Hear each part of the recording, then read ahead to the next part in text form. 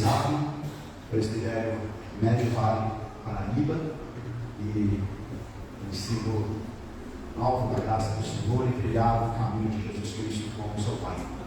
Carrega o nome do Papai e a fé no Senhor Jesus Cristo. Deus te abençoe, meu irmão, e seja um instrumento nesse momento. Graças a Deus, amados irmãos, amigos, parentes também, vários parentes aqui conosco nesta noite em que o grande foco não é o Senhor Dionísio. O grande foco é o nosso Deus, que sustenta a vida do Senhor Dionísio. O nosso culto, ele é cristocêntrico, ele não é antropocêntrico. Então nós não estamos cultuando o Senhor Dionísio, nós estamos cultuando ao nosso Deus que sustenta essa vida já há 80 anos. E uma das coisas que a gente sempre tem falado, a questão não é chegar aos 80, é chegar como, né? Como chegar aos 80? Está chegando com mais saúde que os filhos todos juntos, se somar todos juntos aí, né? Tem mais saúde que a gente, louvado seja Deus por isso, né? É graça do Senhor, responsabilidade dele também, tem que se cuidar, né? E Deus tem sido assim, generoso para com a vida dele, e generoso para conosco também, família, e também para com a igreja do Senhor. Afinal, nós temos vivido tempos difíceis, em que crentes verdadeiros, crentes fiéis ao Senhor são uma raça em extinção. Louvado seja Deus, porque Deus tem sustentado assim o teu servo Dionísio. Vamos abrir a palavra do Senhor num texto que é muito conhecido, um texto que é bem conhecido da igreja, Salmo de número 90. A mensagem do Senhor está contida neste salmo e eu irei entender nos versículos de número 1 até o versículo de número 12.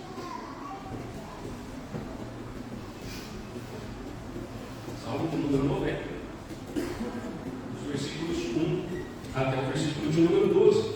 Assim diz a palavra do Senhor: Senhor, tu tens sido o nosso refúgio de geração em geração. Antes que os montes nascessem e se formassem a terra e o mundo, de eternidade a eternidade, tu és Deus. Tu reduzes o homem ao pó e dizes: tornai filho dos homens. 2000 anos aos teus olhos são como o dia de ontem, que se foi como a vigília da noite. Tu os arrastas na corrente, são como um sono, como uma relva que floresce de madrugada. De madrugada viceja e floresce, à tarde puxa e seca. Pois somos consumidos pela tua ira e pelo teu furor conturbados. Diante de ti, puseste as nossas iniquidades e sob a luz do teu rosto os nossos pecados ocultos. Pois todos os nossos dias se passam na tua ira, acabam-se os nossos anos como um breve pensamento. Os dias da nossa vida sobem a 70 anos, ou em haver o vigor a 80. Neste caso, o melhor deles é canseiro e faro, porque tudo passa rapidamente e nós voamos. Quem conhece o poder da tua ira e a tua cólera, segundo o temor que te é devido? Ensina-nos a contar os nossos dias, para que alcancemos coração sábio. Vamos orar mais uma vez ao nosso Deus. Pai de amor, a tua palavra foi lida. Nós louvamos e agradecemos o teu nome, porque temos acesso a ela em nossa língua. Temos, ó Deus, oportunidade de ler e meditar, Deus, sem impedimentos do nosso estado. Podemos cultuar o teu nome. Por isso nós rogamos que o teu Santo Espírito venha trazer a interpretação correta da tua palavra e venha aplicar estas verdades em nossos corações, para que venhamos a viver em conformidade com ela. Derrama assim da tua graça sobre cada um de nós, Pai. É o que nós oramos em nome de Cristo Jesus. Amém. Este salmo, o salmo de número 90, é o salmo que é uma oração, o salmo de Moisés, homem de Deus. Segundo alguns historiadores, Moisés provavelmente escreveu no decorrer da sua vida, mas havia muita ênfase neste salmo, principalmente ao final da sua vida, quando ali Moisés já estava próximo ali do Rio Jordão, onde Deus resolveu levá-lo. Ele não chega a atravessar o Jordão, quem atravessa é Josué. Então aqui esse salmo ele vai tratar aqui principalmente a respeito deste final também da vida de Moisés e de uma grande reflexão que ele vai fazer. Moisés, nós sabemos a história dele. Moisés ele nasce no Egito, passa 40 anos dentro do palácio real, depois que ele vai defender ali um judeu israelita e acaba matando ali um dos servos de Faraó. Ele então foge, passa mais 40 anos fora ali do Egito, no deserto, e ali Deus então o chama. Então ele já com 80 anos, ele vai e retorna ao Egito, e é um grande instrumento de Deus para retirar o povo com mão poderosa, não mão poderosa de Moisés, mas mão poderosa do próprio Deus, ali daquele lugar, ali do Egito. E então ele passa mais 40 anos no deserto, até que ele chega ali próximo ao Jordão, próximo à terra prometida.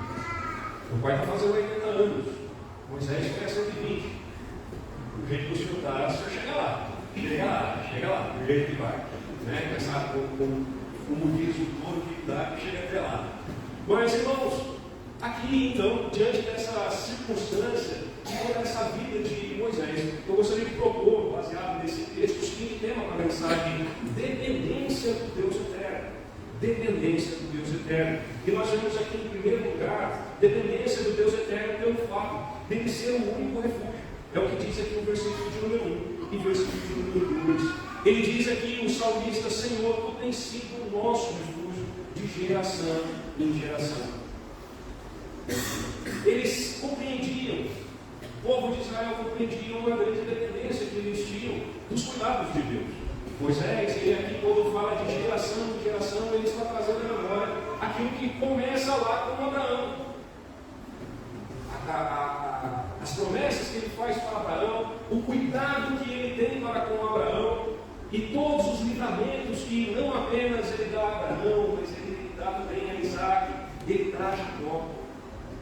A questão de Deus, ele ser o refúgio daquele povo, o único refúgio realmente daquele povo, a ponto de levar para lá José, para que o povo de Deus não viesse a perecer por causa de fome. Ele, depois que tira o povo ali do Egito, ele passa 40 anos naquele deserto, olhando para a nuvem que estava ali aplacando a questão do calor, para que o povo ali estivesse num lugar um pouco mais fresco.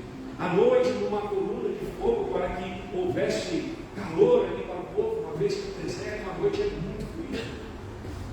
E Jesus, o próprio Deus, sempre foi o grande refúgio. Ele tinha essa completa certeza. Só o Senhor era o refúgio. Na verdade, as pessoas hoje em dia têm buscado o refúgio. As pessoas, elas têm aproveitado até mesmo a tecnologia, têm colocado aí câmeras de segurança em suas casas, têm colocado arame farpado, né? Têm colocado cachorro, cada um maior, mais forte, mais bravo, tem alarme, tantas coisas. Tem muitas casas que parecem mais um presídio para que ninguém entre. Né? Muitas pessoas têm colocado as suas expectativas nessas coisas. Mas na verdade, Moisés aqui, ele traz a memória de que o Senhor, na verdade, é o único. O Senhor é o único. Ele pode usar até outras coisas, mas é Ele que é o único. Na verdade, se nós pararmos para refletir, se nós estamos aqui essa noite, estamos com saúde aqui essa noite, é porque de certa forma o Senhor tem nos guardado. Nós achamos que o Senhor guarda apenas aqueles que somente os crentes em Cristo Jesus são aqueles que são guardados pelo Senhor. Eles são guardados de uma forma diferente. São. Mas não apenas eles. As pessoas, diante dessa graça do Senhor, essa graça comum dele, ele sustenta com uma poderosa vida das pessoas, apesar de muitas delas não reconhecerem isso. Uma grande pergunta que nós podemos aqui fazer: você reconhece o Senhor como o seu refúgio? Ou o seu refúgio tem sido o seu lar? Ou o grande refúgio da sua vida tem sido o seu trabalho? Ou o grande refúgio da sua vida tem sido os seus pais, os seus familiares? Quem tem sido o seu grande refúgio? A diferença é a questão da constatação. Moisés aqui constatou isso, e por isso ele glorificava a Deus, ele dava glórias ao Senhor, e inclusive mostrando que esse Deus, ele era o único refúgio, principalmente porque ele é eterno. Olha o que diz aqui no versículo de número 2: antes que os montes nascessem e se formassem na terra e no mundo, de eternidade tu és Deus. Não é apenas mais um Deus, ou o Deus mais forte, ele é o único Deus. Não existe Deus semelhante a Ele. Não existe alguém que esteja lá em disputa com Ele. Ele é o único Deus. Talvez não seja muito difícil para nós, e principalmente quando nós estamos dentro de uma igreja, falar a respeito da própria existência de Deus, ou que Deus Ele criou todas as coisas. Talvez não seja muito difícil. As pessoas creem nisso, apesar do crescimento aí do ateísmo. Apesar que muitos dizem que são ateus, graças a Deus, né? Muitos chegam a dizer isso, mas aqui ele está querendo dizer é que Ele é um Deus imutável. Ele é um Deus imutável. A partir do momento em que Ele entra em acordo conosco, e Ele diz: eu vou ser o seu refúgio, Ele vai ser até a eternidade. Não existe um momento em que Ele deixará de ser o nosso refúgio. A partir do momento em que entramos em comunhão com Ele, a partir do momento em que entramos em aliança com Ele, não há como Ele deixará de ser o nosso refúgio. Ele não será como aquele dono que diz: eu preciso da casa, saia da casa. Nós não teremos esse problema com nós. Ele não é aquele que vira as costas. Ele de eternidade a eternidade, Ele é Deus. Por isso, Ele é um Deus extremamente confiante. Ele é também um Deus não apenas confiante, mas confiável, principalmente. Confiável. Por isso, nós devemos viver nessa dependência do Deus eterno. Também nós vemos aqui, dos versículos 3 até o versículo de número 10, a respeito dessa dependência do Deus eterno, pelo fato da vida do homem ser rápido. O texto, Moisés aqui refletindo a respeito, logicamente inspirado por Deus, não foi algo que saiu da cabeça dele, mas ele mostra que o homem, além de ser algo extremamente transitório para ele, a vida dele está nas mãos do Senhor. Olha o que diz aqui no versículo de número 3, ele diz: tu repulsas o homem ao pó e dizes: tornai filho dos homens. Na verdade, a gente muitas vezes pensa que nós temos méritos no fato de estarmos vivos. Realmente nós temos algumas responsabilidades em relação à nossa saúde, mas a própria palavra de Deus diz que todos os nossos dias estão contados no livro dele. Nós não viveremos um segundo mais, nem um segundo menos, como diz a Escritura. Então, se estamos vivos hoje, não é mérito nosso, não é porque nós cuidamos de nós mesmos, é porque, como diz ali, devagar, não toma refrigerante, isso daí prejudica a saúde. Mas se estamos vivos é porque o Senhor, Ele realmente nos sustenta, e é a vontade dele nos manter vivos. Ele é aquele que reduz o homem ao pó. O poder está em sua mão. O poder para manter a vida, o poder para tirar a vida, está nas mãos do Senhor. Por isso, nós devemos viver integramente dependente do nosso Deus, também nesse quesito. Também independência do Deus eterno com relação a essa vida do homem ser rápida. Pois a vida do homem é como se fosse um único dia, de tão rápido. Olha o que diz nos versículos 5 e 6. Tu os arrastas na corrente. Canta de uma manhã. Diz assim: tu os arrastas na corrente, são como um sono, como a relva que floresce de madrugada. De madrugada vem e floresce, a tarde não. Moisés, ele viu muitas pessoas passarem ali pela sua vida, aqueles 40 anos ali. Segundo alguns historiadores, em torno de 2 milhões de pessoas saíram de Israel, saíram do Egito. Em torno de 2 milhões de pessoas. Desses 2 milhões de pessoas, apenas Josué e Caleb na terra prometida. Não tinha muita gente passando. E quando ele olha para a vida dele, 120 anos, ele olha, foi como um piscar de olhos. Eu não estou com 80 anos. Talvez aí eu chegue até os 46, estou com 45. Né? Quem sabe aí chega até os 46. Mas, mesmo aos 45, foi como um piscar de olhos. É rápido. As coisas são tão rápidas. E essas coisas, elas servem para nós refletirmos. Para nós refletirmos. Tem hora que nós pensamos que nós vamos viver muito.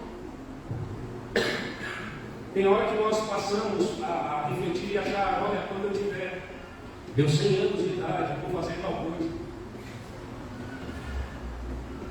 Eu lembro do meu sogro. Meu sogro, a gente falava de Jesus para ele.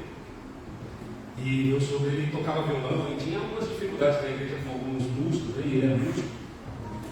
E aí a gente falava assim, o senhor precisava pregar a vida para Jesus, estar com Jesus.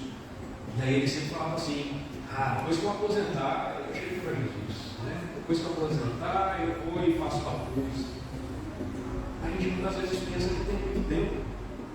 A gente tem hora que acha que parece que tem muito tempo aqui nesse mundo aí. Moisés disse que um escravo é como uma planta que nasce na madrugada e chega no final da tarde e vai morrer. É tudo tão rápido. E isso aqui serve como um grande alerta para nós, principalmente de como estamos vivendo a nossa vida. Como estamos vivendo a nossa vida. A palavra do Senhor, ela vai dizer lá em 2 Coríntios,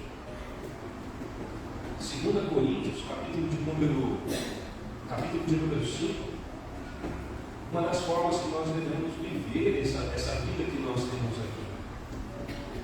2 Coríntios 5, 15. Ele vai dizer assim: e ele morreu por todos, para que os que vivem não vivam mais para si mesmos, mas para aquele que por eles morreu e ressuscitou. Na verdade, parece que nós pensamos tantas coisas neste mundo, a respeito de adquirir a nossa propriedade, o nosso carro, plano familiar, com relação a filhos, com relação a até mesmo profissão, aposentadoria e tudo. E quem disse que nós chegaremos lá? Quem disse que nós chegaremos até lá? Na verdade, o grande investimento que nós poderíamos fazer neste mundo, pelo fato dele ser muito rápido, dessa nossa vida ser extremamente rápida, como um piscar de olhos, era investirmos no reino do Senhor.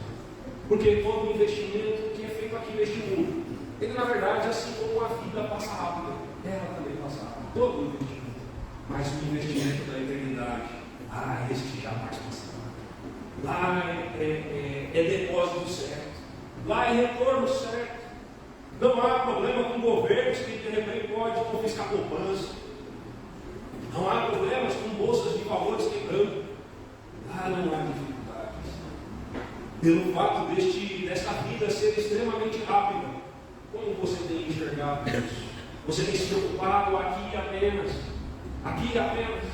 A vida está passando à frente dos teus olhos. Não sei quantos anos você tem, cada um sabe. Mas quanto tempo ainda? Se você perdeu muito tempo até agora, há tempo ainda. Ainda há um restinho, como diz. Talvez não seja ainda 6 horas que é o horário lá que é no pôr do sol. Mas talvez na sua vida seja 4 horas da tarde, você ainda tem 2 horas. É um piscar de olhos, mas você ainda tem tempo. Você ainda tem tempo. Só que a gente tem hora que acha que ainda é madrugada, está começando agora. Não está começando. Se você está respirando, se aquele Deus que resolveu manter a sua vida, porque Ele quis tornar filhos dos homens ao pó, porque está no poder dele fazer isso. Mas Ele ainda não quis fazer isso com você. Ainda há tempo de você investir. Ainda há tempo de você tirar os seus olhos destas coisas passageiras e começar a fixar os seus olhos naquilo que é eterno, naquilo que de fato vale a pena. Ainda o texto ele vai falar a respeito desta vida do homem ser rápida e mostra o porquê daqui. Versículo de número 7 a 10, ele vai dizer: pois somos consumidos pela tua ira e pelo teu furor conturbados, diante de ti puseste as nossas iniquidades, e sob a luz do teu rosto os nossos pecados ocultos. Pois todos os nossos dias se passam na tua ira, acabam-se os nossos anos como um breve pensamento. Os dias da nossa vida sobem a 70 anos, ou havendo vigor a 80. Neste caso, o melhor deles é canseiro e fala, porque tudo passa rapidamente em nós. Irmãos, o projeto de Deus para o homem não era um projeto para ser algo rápido. vida que Deus tinha proposto para o homem não era uma vida de 80 anos. Mesmo Matusalém, que viveu mais de 900 anos, o propósito não era fazer com que o homem vivesse anos aqui. A ideia era que o homem vivesse eternamente. Mas, assim como houve ali o pecado, e o pecado, como nós vemos abundantemente na Escritura, o pecado ali de Adão e Eva vai para as consequências deste pecado, acaba indo diretamente aos seus descendentes, porque a aliança de Deus ali com Adão e Eva não era só para com Adão e Eva, mas era com toda a sua descendência. E aí este é o motivo de agora estarmos em pecado, em situação de pecado. E pelo fato de estarmos em situação de pecado, a ira de Deus, ela se revela. Ela se revela contra o povo. Mas o texto aqui, além de mostrar essa questão do motivo pelo fato da vida ser tão breve, o pecado faz com que ela seja extremamente breve. Ele pega e traz aqui para nós uma grande solução, que nós vemos aqui no versículo de número 11 e 12. Dependência aqui, como tema nosso, dependência do Deus eterno. Nós vimos aí a respeito pelo fato de ser um refúgio. Vimos também a respeito de que a dependência de Deus pelo fato da vida do homem ser rápida. E por último aqui, dependência de Deus pelo fato de ser o único Deus a ensinar a sabedoria. Olha o que diz o versículo de número 10 e 11 aqui como uma grande solução. Ele diz: os dias da nossa vida sobem. Ele diz o 11: quem conhece o poder da tua ira e a tua cólera segundo o temor que te é devido? Moisés, ali andando pelo deserto com aquele povo, ele viu coisas terríveis. Moisés viu o monte Sinai fumegando. Ele viu, por exemplo, ali o Senhor abrindo a terra e tragando aqueles que eram rebeldes. Ele viu o Senhor levantando serpentes abrasadoras para punir o povo por causa do seu pecado. Ele tinha total ideia do que era realmente aquele Deus terrível. É um Deus que as pessoas têm esquecido. É um Deus que as pessoas têm achado que é um Deus paz e amor. Acha que é um Deus que é só amor. Ele não é um Deus justo. Ele é um Deus que as pessoas fazem o que dá e Ele está sempre estendido as mãos. Como quando eu era criança, fazia algumas coisas lá que meu pai não concordava. Meu pai falava assim: coitado do Julinho, chamava de Julinho. Coitado do Julinho, tão bobinho. Tem hora que a gente acha que é assim, que Deus é bobinho. Que Deus é bobinho. A gente enrola tão fácil. Moisés, pelo que ele passou ali, ele entendia que ele é diante de Deus terrível. Pelo fato do tempo que ele esteve com Deus, ele pôde analisar a sua vida e tudo aquilo que aconteceu. E ele sabia que Deus não era um Deus de brincadeira.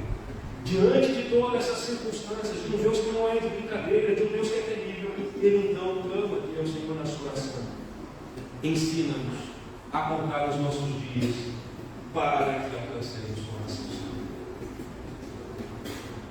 Na verdade, alcançar o coração sábio não é de acordo com a filosofia deste mundo, não é de acordo com a ciência deste mundo, não é através de livros, não é através dessas coisas, mas é através de um conhecimento mais profundo do Senhor. Salomão já dizia que o temor do Senhor é o princípio da sabedoria, é apenas o começo da sabedoria. Não se brinca com um Deus poderoso como esse. Um Deus que, como Moisés diz, que é um Deus que criou todas as coisas e que de eternidade a eternidade Ele era Deus. Não se dá para brincar com um Deus que tem a mão, que tem em sua mão a vida do homem, que Ele pode fazer com que o homem torne rapidamente ao pó. Esse não é um Deus de brincadeira. E pelo fato de Ele não ser um Deus de brincadeira, nós podemos ver através das Escrituras que Ele é um Deus relacional. Nós só conseguimos sabedoria vinda do alto, mas a real sabedoria ela está principalmente baseada no fato de nos rendermos a este Deus. A rendermos a este Deus. Senhor, ensina-nos a contar os nossos dias. Quantos dias? Quantos dias você tem? Quantos dias talvez longe de Deus? Quantos dias perdendo tempo? Pois Senhor, o Senhor é o único que pode ensinar para que tenhamos de fato um coração sábio. E um coração sábio não é aquele que continua distante de Deus, não é aquele que continua rebelde ao Senhor, mas é aquele que reconhece a sua grandeza, é aquele que se rende. Oh, irmãos, essa vida vai passar rápido, mas há uma proposta de Deus para o homem de uma vida eterna.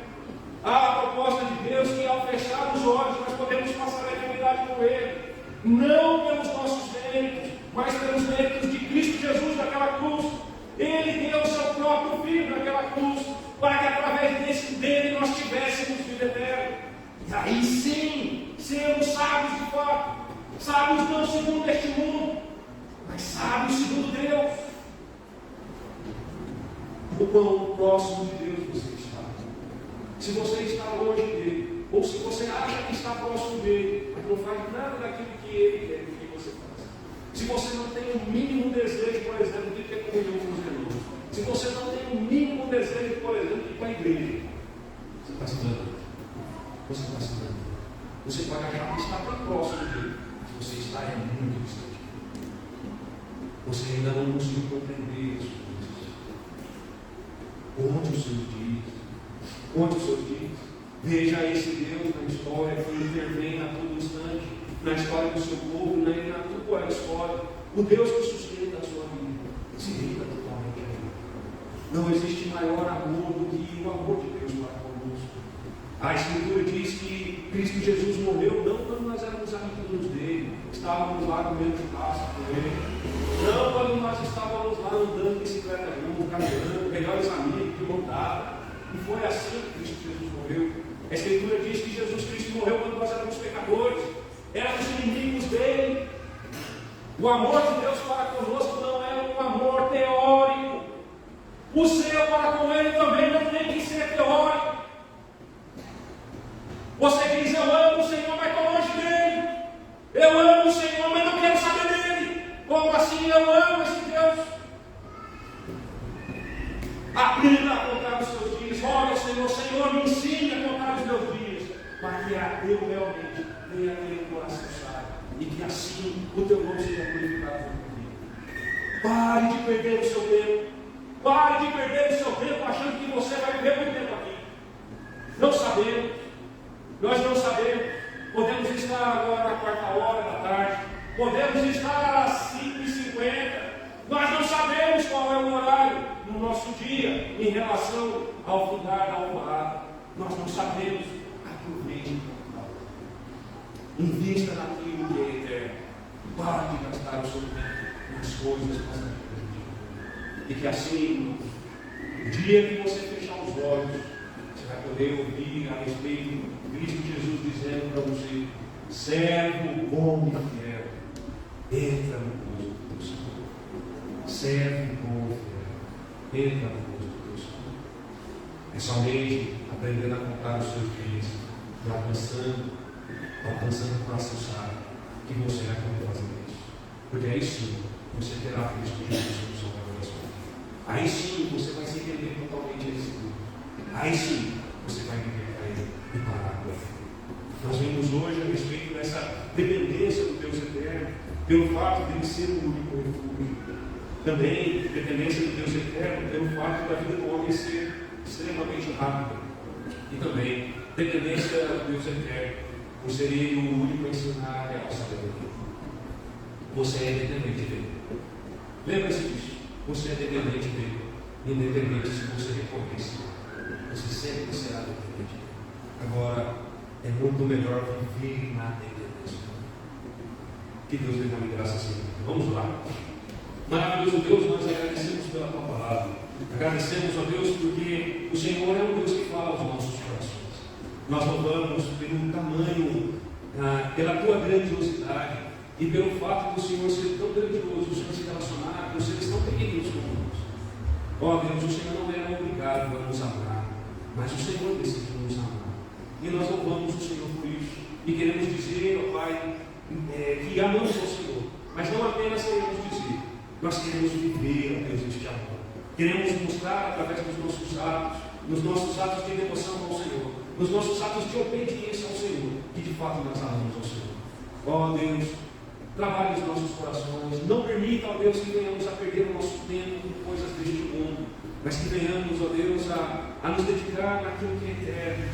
Ó Deus, venhamos, ó Deus, a guardar um depósito garantido do céu. Ó Pai, nos ajude, trabalhe os nossos corações. É o que nós oramos, em nome de Cristo Jesus. Amém.